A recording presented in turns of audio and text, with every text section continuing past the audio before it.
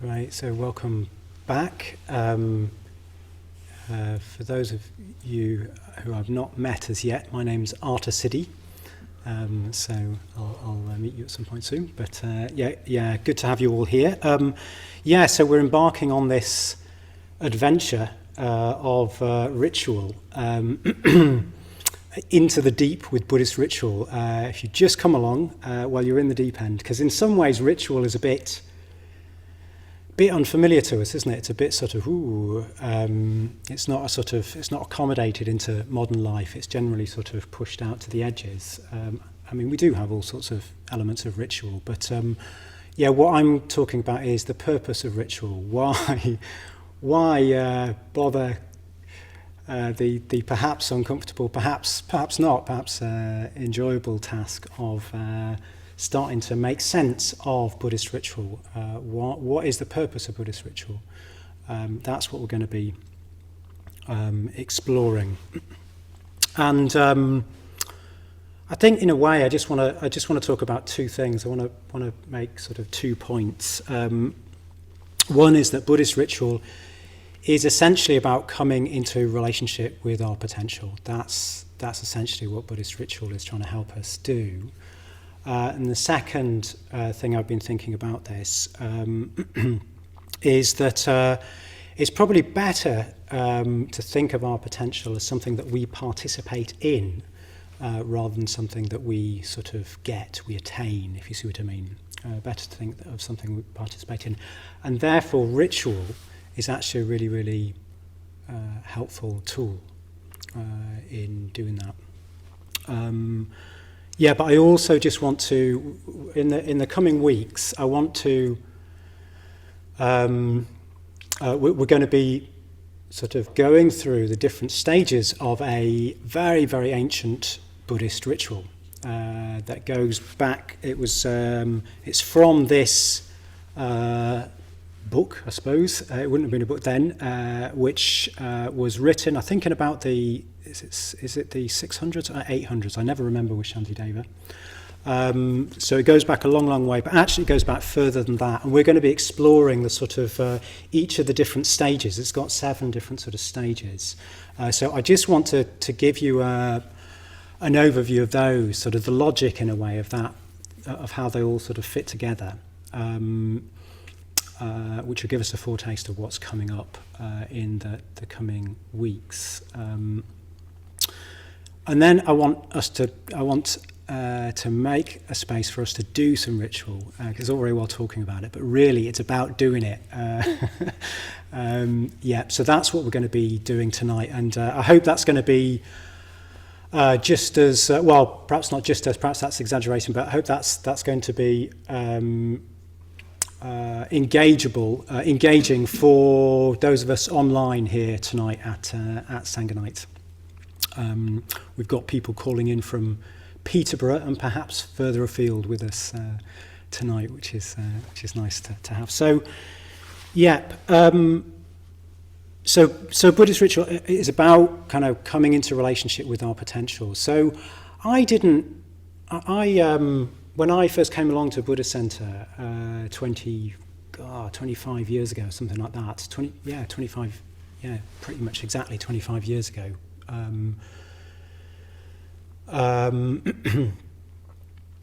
I guess I had an idea of what Buddhism was and who I was as well, and that was the sort of apparatus that kind of got me there to the Buddhist Centre. But after a bit, I don't remember how long, but I remember distinctly this experience of feeling, oh God, I think I'm a Buddhist. It was a bit of a shock to me. It was a bit like how to put it. I always struggle to describe this, but it was a bit like something was awakening in me.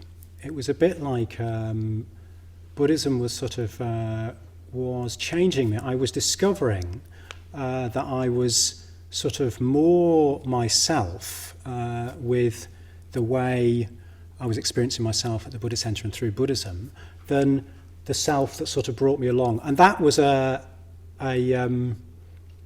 surprise, a sort of disruption to my expectations. I thought I was sort of going to come along to Buddhism and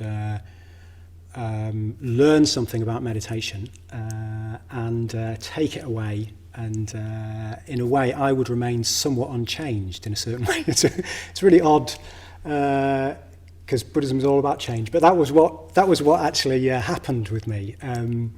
I didn't realise this until that point. I realised that actually Buddhism was sort of, I was discovering who I was through encountering Buddhism. So it was stirring me at a deeper level. It was speaking to depths in me that, in a way, the idea I had of myself sort of alienated me from. That was the experience, that the idea that sort of brought me along in a way sort of was holding, was alienating from me sort of my potential, my sort of deeper potential. Really, really sort of curious experience to have, because when you're learning about, I'd learn about Buddhism, I'd learn all this sort of information about it and stuff, and then I'd sort of assimilate it. And I'd go home and then I'd know about Buddhism sort of thing. But actually it awoke something in me. It made me realise that the idea I had of myself didn't quite fit. It actually constricted and constrained me. My potential needed that idea to change in order to sort of unfold and flourish. So it was a sort of uncomfortable experience. That's why it's like, oh God, I think I'm a Buddhist. It was a bit disruptive, a bit inconvenient, but that was the experience that I was having. So yeah, we build an idea of who we are and what Buddhism is and what reality is, don't we? We sort of draw on the raw materials of the world around us to do that. Of course we do. How else would we do that? Our conditioning, our family conditioning, our cultural conditioning. I had a definite idea that I was going to come along and I was going to sort of find the truth. I was going to discover this idea which would give me an insight into how things were. But it was definitely a sort of idea that I thought I was going to get.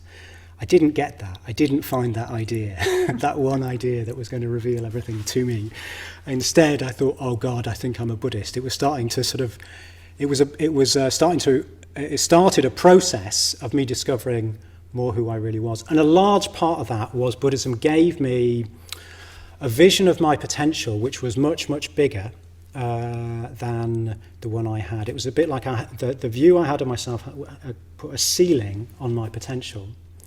And Buddhism was taking that ceiling off. It was quite wonderful, but also quite inconvenient and sort of unsettling, I suppose. Yeah, so why am I telling you all this? So Buddhism does have a vast vision of our potential. It's got a really vast vision of human potential. So vast that it cannot be encompassed by any explanation. So the Buddha has realised human potential. That's what he came to help other people do in his teaching. That's essentially what he was trying to do. But he couldn't just explain it because our potential is not reducible just to any explanation. People will sort of misunderstand it. They will use it, just like I was, my understanding of Buddhism, to sort of, in a way, constrict their potential, to alienate ourselves from our potential. So, so what does Buddhism do? How does Buddhism sort of help us come into contact or get a sense of our potential? So one way it does this is through poetry, actually, through the use of image and poetry. So I just thought I'd read something from the first chapter. So this comes before the ritual that we're going to explore in this series. So it's a sort of, I think that's quite relevant. I think perhaps I'll say more about that in a moment actually, but I think it's quite relevant that it comes before the ritual. So I'm just going to read 2 verses. As you can see, it's quite a long book, so I won't tie you with too many verses.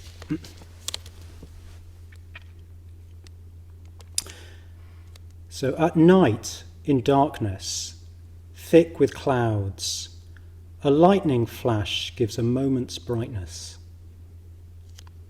So sometime, by the power of the Buddha, the mind of the world might for a moment turn to acts of merit.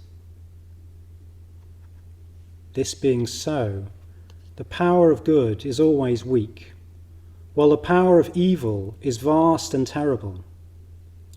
What other good could conquer that, were there not the perfect awakening mind?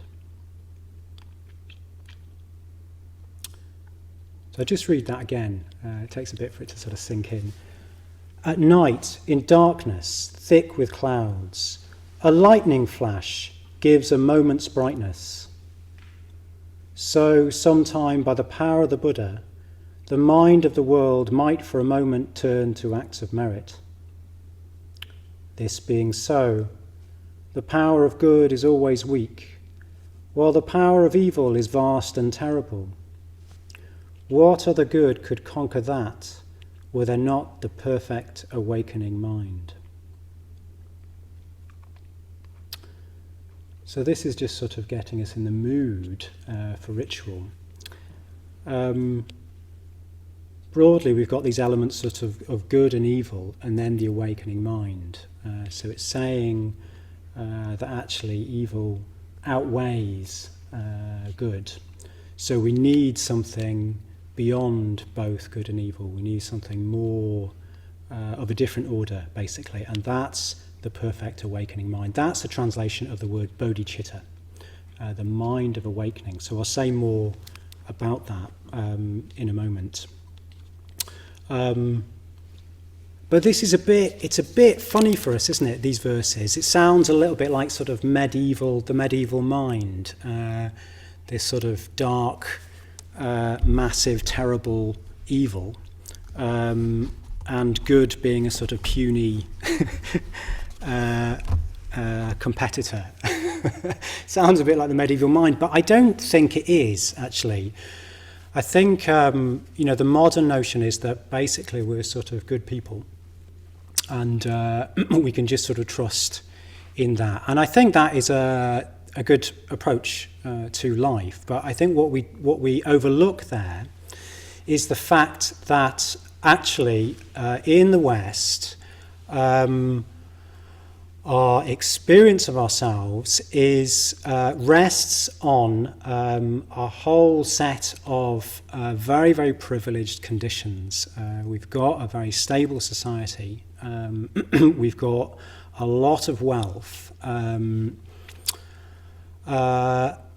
And our sort of sense of ourselves sort of rests on that. So I think we've got a slightly sort of skewed sense of quite how good we are, if you see what I mean. I do not know what I would be like in a lawless society. I do not know that. We cannot know that.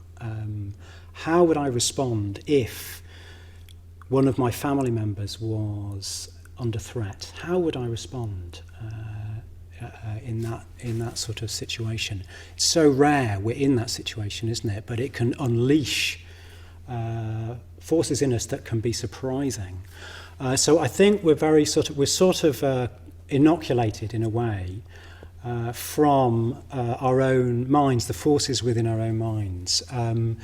We rest upon a quite unusual sort of level of conditions of privilege, basically. And I think we can start to see that with our inability to address the climate crisis. It's a bit like, come on guys, can't we, we're all good people, can't we sort this out? This isn't sort of rocket science, actually. The solutions are seem to be pretty much there, but we're not quite getting anywhere, are we? Why is that? Well, we're sort of attached, aren't we, to these very privileged conditions. We've got actually a monopoly on the resources of the world in the West, and it's not. I think in that we can sort of see this sort of notion that evil is sort of vast and terrible, actually. I think we can see it in our own minds as well. If you look more closely, the more I practice, the more humiliating it is, I must say. The extent to which, even in my good actions, even in my working at Buddhist Centre, there's an underlying or frequently sort of present self-concern that's going on, a positioning. Oh, how I'd act generously, and then there's a kind of I think I'll probably be seen quite as quite an admirable person for that. There's it's not even thought; it just sort of happens. Sometimes it doesn't happen, but it's there much more persistently than I feel comfortable with. But what I discover is the more I can be aware of that, the more I can discover a deeper possibility, the possibility of the potential to give without concern for self. But it's only if I see that, it's only if I see my self-interest that I can actually start to discover that deeper possibility. And that's what Buddhism is pushing us towards. So we have to see that in a way it's not enough actually just to be good people. Our efforts to be good are somewhat, they're every encouragement, I'd offer every encouragement to our little acts of we need to do that, but it's just seeing in this bigger perspective that actually the world needs more. We need more. We're in a deeper fix than that. So that's kind of what's being got at here. That we need something of a whole different order, and Buddhism is saying that is there. The Buddha is saying that is what I have discovered. So this is poetry leading us towards an intimation of our potential, of human potential, how deep and vast it actually is. We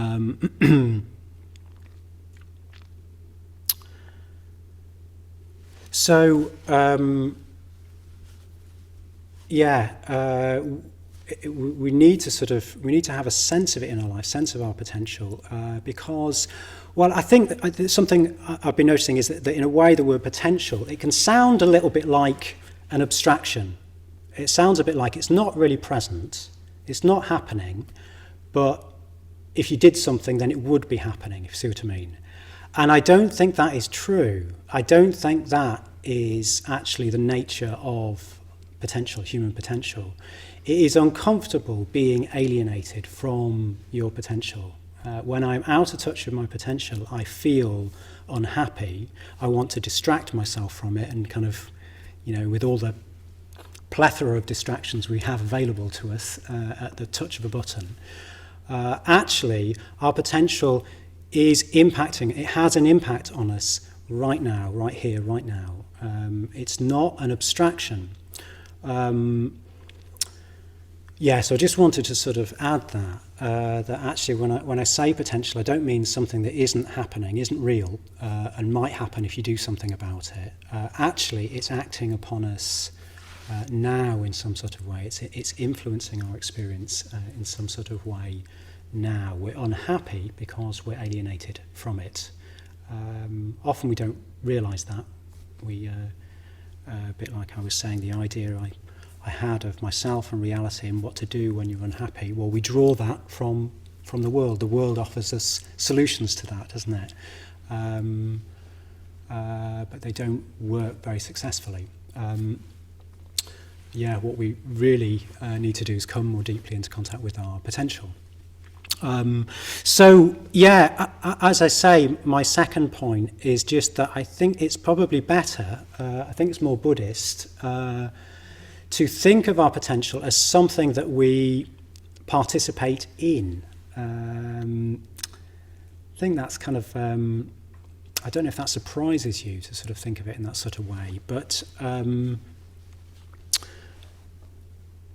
in the West, we tend to assume that reality is something out there. Apparently, the Greeks bequeathed this to us, that sort of insight into reality, they saw as kind of insight into the material kind of universe. That's how they saw sort of spiritual insight. And consequently, when we talk about reality, we tend to think of something out there. That's not what Buddhism teaches. It's not what Buddhism says reality is. Buddhism's saying reality is participative. It's something we are participating in. So, yeah, I just want to unpack that a bit, because I think this whole notion of participating in our potential or participating in reality is really getting to the heart of why ritual is so valuable, why it can help us. So going right back to the Buddha's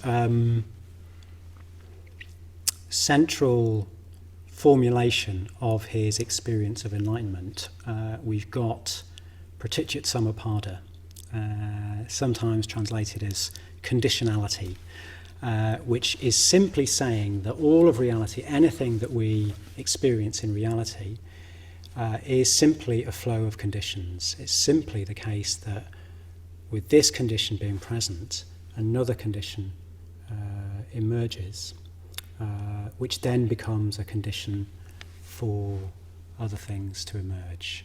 That all of experience, everything that we experience, is essentially, we'll see it most vividly, most truly, if we look at it in that way. That's what's actually sort of happening. So we need to understand that through examples. Otherwise, it just sounds impossibly abstract, doesn't it?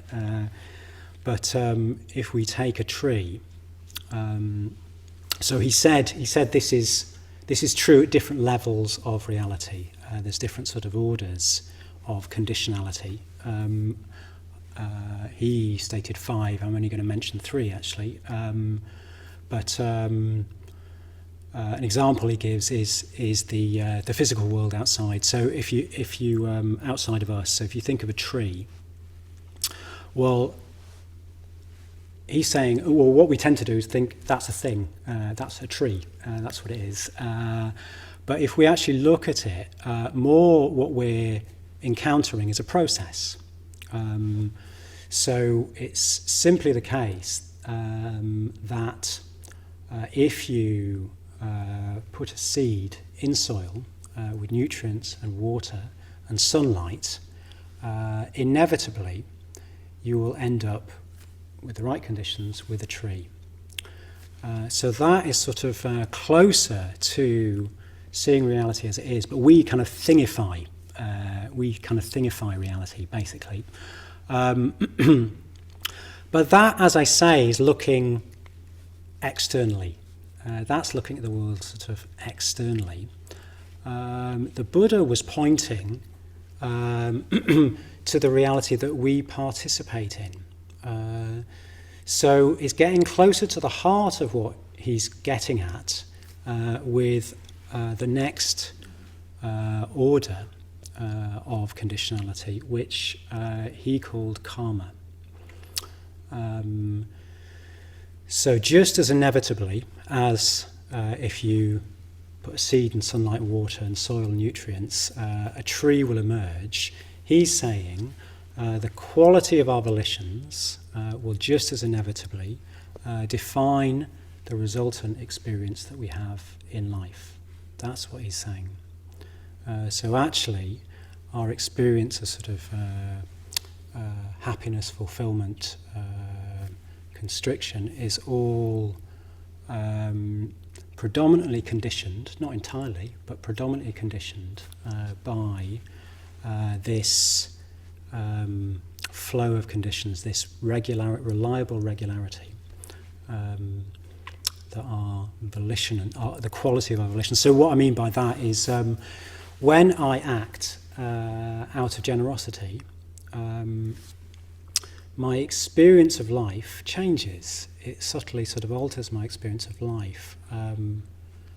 One way you could talk about this is like a sensibility sort of waking up. I experience other people as I experience myself more connected with other people. I experience other people more as people when I act generously. It's like something sort of melts between me and them, as it were. Same with nature, actually. I experience a greater degree of relationship with nature when I act in a way that sort of honours and respects it. I think it's more than information, the sort of alienation from nature. I think it's partly relationship, the way we relate to nature that is leading to our alienation, which conditions climate change. So yeah, that's what he's saying. Actually, our experience of life arises. If we look at our experience, we'll discover that there's this flow of conditions, this reliable regularity. Just as trees grow from seeds, so we will be unhappy if we act on impulses that are narrowly self-centered, so greed, hatred, and just sort of lack of awareness. We will tend to find ourselves sort of out of harmony with other people, at variance with other people, sort of fighting against life, rather than this experience when we act more generously. Even if we encounter sort of aggression or something like that, it will experience that in a different way. So can you see how what the Buddha's getting at is that actually this reality of conditionality is something that we are participating in. We're actually sort of participating in it. And he says actually there's a deeper order to reality than that. And we will experience it actually through practicing ethics, through acting more on our generous, aware, loving impulses, genuinely loving impulses. Our sort of sensibility will be sort of enlivened, awakened. We'll experience ourselves more in community, more in harmony with life. And that can mean that we can start to experience an order of a flow of conditions that is very difficult to talk about, but that actually operate outside of the experience of self. So we can feel the pull of something at times that is not something that we are individually willing. It's very, very curious because there is agency in it. We do have a sort of choice with it. We do have awareness, and we can choose to cooperate with that. But we are not. We're not sort of individually sort of willing it. So sometimes you may have had just touches of that in your life, but that's what the Buddha also is saying, and this is the way. This is what he's getting at with the awakening mind. That actually there is another. As self-conscious human beings, we are in receipt of this possibility of a deeper order of experience that comes, that we sort of cooperate with, if you see what I mean, fully with our own choosing, but it is experienced as coming from outside of self. Of course, Buddhism is saying self ultimately is a delusion. It's something that alienates us from our potential. That's the experience that I started with. Actually, the ideas of who I was somehow sort of got in the way of who I was. That's what Buddhism's sort of getting at, that we're sort of getting in the way of ourselves. Through participating in working on karma, working on volitions, our sensibility can sort of awaken, enliven, become more sensitized to something that can come through us. So that is how the Buddha talked about our potential. So he's talking about it as something that actually we participate in, not something that you sort of work really hard and then bing, you get enlightened. That's not really, that's a bit of a sort of caricature really of what the Buddha taught, and probably unhelpful. I think it's probably better for us to think in terms of our potential as something that we actually sort of participate in. And that is what we're doing in ritual. With ritual, it's very, very, well, we're engaging that sort of, if you like, power of karma, the reality of karma, and at the same time awakening our sensitivity, our sensibility to the pull of something in life, in reality, that is deeper than merely me being a good person or me being a bad person. The pull of something beyond, experienced as beyond self, which actually is simply our potential, our deeper potential. So yeah, we do that in ritual. When we do ritual, generally we do it together. So we're sort of practicing community in a certain way. We sort of, you kind of, you all do it at the same time. In fact, in the team meeting, we just shared our first experiences of ritual. Burujoshi said, that you don't mind me saying to you? No, yeah, her first experience of ritual was, oh my God. I am seriously worried about these people. I thought, they were all right, but so I've lost my lost the train of thought. What was it? Oh dear, I've lost the point I was going to make there. That's right. Yeah, Jeanette said her first experience was online, and she was just really struck by the fact that everybody came in together and everybody finished together, when we were chanting. And actually, that's not always the case, it has to be said. But there's a karmic aspect to that. There's an intentionality that actually we're trying to listen to each other. We're trying to cooperate with each other. That is karmic, actually. Cooperating with each other is kind of karmic. It has an effect on our experience. I will just say that with karma, the Buddha's not saying necessarily that the resultant experience is always experienced immediately. It's not just like you do a good thing and then you just feel better. I wish it was. It might happen sort of later. So sometimes in ritual you just actually experience kind of flatness. I'll say a bit more about that in a moment. But anyway, yeah, there's a karmic aspect, but also it involves poetry, which helps us sort of awaken a certain sensibility.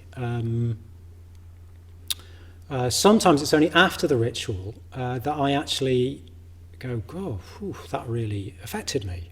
At the time I'm thinking, I'm not really into this, it's a bit boring, I've done these lines a lot of times before. But it's after the that sort of I become aware of actually something else going on at a deeper level, which mostly we're alienated from. There are depths to us that are there all the time, but we're alienated from them. So I said I'd say a little bit about the ritual. I'll give an outline of the ritual, or just take us through these 7 moods. They're sort of 7 sequential moods, if you like. And I've been thinking about them as 7 moods of relationship with our potential. So that is what's going on with those moods. So the first one, reverence and salutation. So there we're coming into relationship with our potential as something beyond us. We're looking up. Reverence is about sort of looking up. That is where that's the sort of easiest way, in a way, to get a sense of our potential, sort of beyond us. It is beyond us, not separate from us. It's in our mind, but it's experienced as sort of outside, because it's sort of beyond where we're at the moment. So that is an easier sort of starting point, but then that deepens into what's called going for refuge, the 3rd stage of the puja, sometimes translated as commitment, whereby we feel a commitment, a sort of integrating through the reverence to our commitment, to our potential, such that this is what life is about. That's what starts to go on. It's not just sort of admiring something. It's this is what my life is about. This is what I want to do. And on the basis of that, the next mood is confession. Tricky word. Kalyanadi is going to be talking about that. It can sound to ex-Catholics like, oh my God. What's really going on? I think confession verbally is different actually from ritual confession. I think what we're trying to do is we're trying to contact the mood of bringing our sort of untransformed, unhelpful actions that we've acted out into relationship with our potential. If not, it creates a divide. Well, it needs to sort of. So again, it's a mood of relationship with our potential. So confession necessarily needs to be there. All these moods are there in the spiritual life, but we're just sort of bringing them into focus in the puja, and then that moves on to rejoicing in merits. Not to get into a downer. We want to rejoice in the extraordinary opportunity that we are in receipt of, and then it moves on to asking for a teaching. In a way, receptivity. So we're fully committed, fully integrated our unhelpful sides as well as our potential, and that is where we can fully open up to the impress of the teaching of reality, let it into our beings. And on the basis of that, the last stage, self-surrender or transference of merits and self-surrender, which is a movement out. It's a movement into the world, into our lives. So the whole point of ritual is to get in contact with our potential, which can take us beyond merely being a good or bad person, to act in the world, will bring ultimately the awakening mind, the bodhicitta, into play into the world. What I think it's helpful to think in terms of participating in our potential, in our lives. That's what we really need to do, not just in a ritual context. So we're going to be exploring the sequence, the logic of those moods, but I hope I've evoked why ritual has a place in Buddhism. The Buddha said, "Don't worship me." He wasn't into worship for worship's sake. It's only got an instrumental place in Buddhism.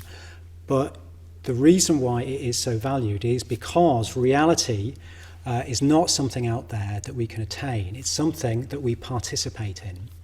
And ritual asks us to participate. We have to. The terms of engagement with ritual are to participate. So that means we come into a relationship with, well, our potential. So that's what ritual is kind of trying to do. And I've gone over by a minute or two, but I just want to throw out two ways of engaging in ritual, actually, just to speak more practically. So one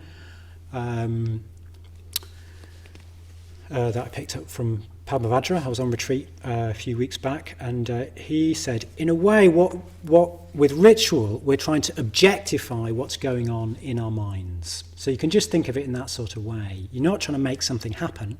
We're just trying to objectify what's going on in our minds. Example of that, one week, horrible week. Think the team I was in conflict, lots of work. Unfortunately, I'd committed to doing a puja. I can't remember why. I went along to the puja thinking, God, this is, I'm not into this. I'd rather watch TV. And I was just lifted. I discovered that actually I was in deep relationship with my potential. There was meaning in my life. It was just covered over by the difficulties that in the melee of life. So that was objectified in the process of ritual. I was completely unaware of it, completely unaware of what was going on in my mind at that deeper level.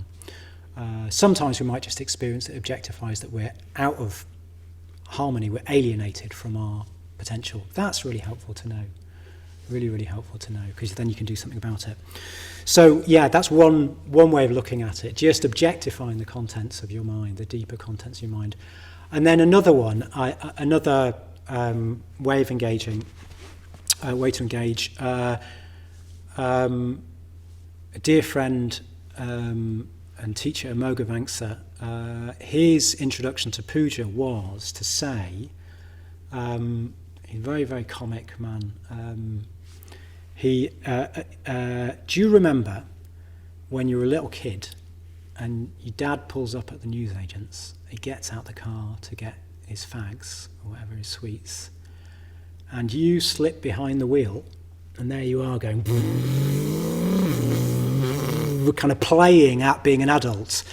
He said, well, that's what puja is. That's what we're doing with puja. We're just sort of playing at being a bodhisattva. That's the term for someone in whom the awakened mind has